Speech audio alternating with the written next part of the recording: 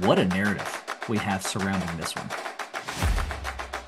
Riley Leonard versus his old ball coach, Mike Elko.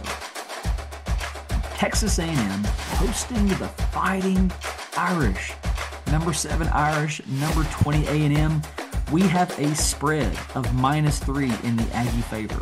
We have an ESPN FBI matchup predictor favoring the Irish. Again, Vegas and ESPN disagreeing here. With 58.8%, we got an over-under of 46.5. Let me just tell you this. Here's how I want to start this off. There's going to be one person who really takes this game on the chin when it's all said and done. You want to take a shot at who it is? For me, it's Riley Leonard, man. Not me. Okay.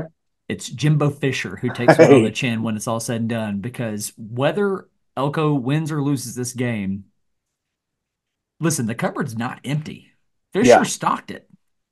And Elko's got all the same ingredients. Elko's just gonna be like, here's how you make this recipe, my dude. you're And right. everybody's gonna be pointing and laughing. I don't even if it's an Aggie loss, pointing. Jimbo Fisher should be trending on Twitter come Saturday night. That's a great call, actually. Yeah, he should. So, what do you like here? What's the X factor? What's the difference? Where does it lean? Do you like the spread? Do you like the over under? Talk to me. Man, my favorite matchup. Well, if you're a football nerd like I tend to be at times, I think your favorite matchup should be Texas A&M defensive front seven, Notre Dame offensive front, their line. Now they're without their best left tackle. They're going to put in a talented true freshman, I believe, is what I'm hearing. But that should be a war because not only did Texas A&M have some of those freaks, yeah, they lost Walter Nolan. Well, they added Nick Scourton from Purdue, and again, going back to what you said, the cupboard is anything but bare, and especially was Jimbo doing the work in the defensive front. So, Mm-hmm.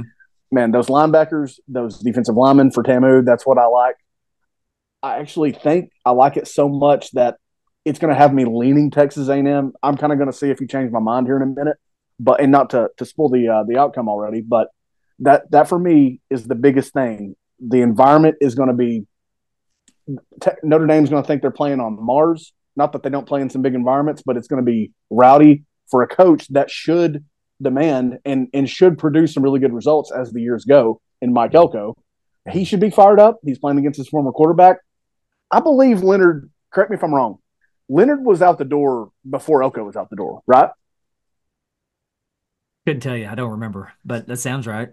In my mind, that's the way I remember it. Which, I mean, come on, Notre Dame, like they're kind of the tampering kings of quarterbacks. It seems like whatever. It's happening rampantly across the sport. They're not the only ones doing it. We know that. Mm-hmm. But again, Elko should be fired up.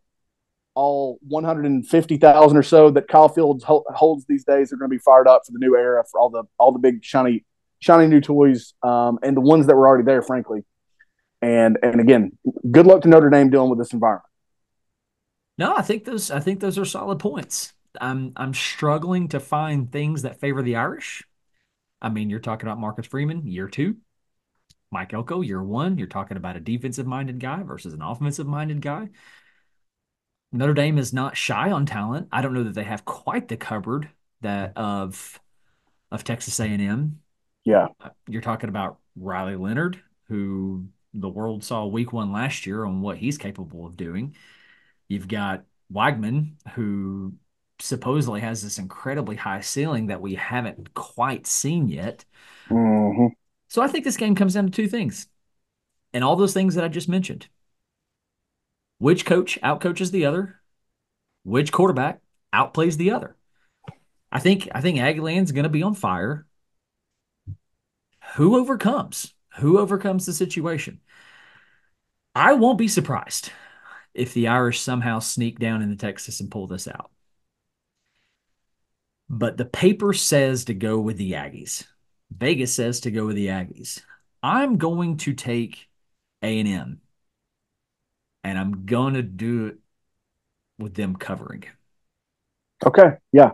And again, we've talked about it already, but the line here is literally Kyle Field. That is the advantage, -3. That's what that Mm-hmm. is. I'm with you, man. I think the team speed. I think the team strength for that matter. And look, I still like the Notre Dame offensive line, even with the guy that they lost. but I just think it's going to be a little bit too much. And by the way, can you believe this is actually already year 3 for Marcus Freeman? Oh, is it Just really? Good yeah, Lord. this is year Yeah. 3 already. I had to really think, and I went and checked a moment ago. But even still, man, I just think I think the shine of that Texas A&M roster could really show up. It could really stifle some of the Notre Dame attacks and the things they want to do. Maybe their lack of speed in some areas, like we've seen them be bit by before. Excuse me. Mm-hmm. I'm going to Mm-hmm. say Texas A&M. Yeah, I think they cover this as well because it's so low. I think this one as well. I think you'll see, and we know that Weigman has a big arm. We've been told that, like you said. But I think we're going to see a lot of drives, a lot of driving of the field, not a lot of chunks being eaten out of the grass. You know what I mean? I think it's going to be Mm-hmm. kind of like that Florida Miami aspect, not to the extent that Billy Napier may want to do, but I don't think you're going to see the explosion unless it's big runs being hit. One of these offensive lines opening up a gap for a back. I don't think it's going to be just chucking it down the field unless something weird kind of happens that I'm not seeing just yet. But yeah, man, I like Elko. I like these Aggies to get off on the right foot for this era. All right, two things before we close this segment. Two things to remember. One, the offense coordinator in Aggieland, Colin Klein, who is proving to be a rising name.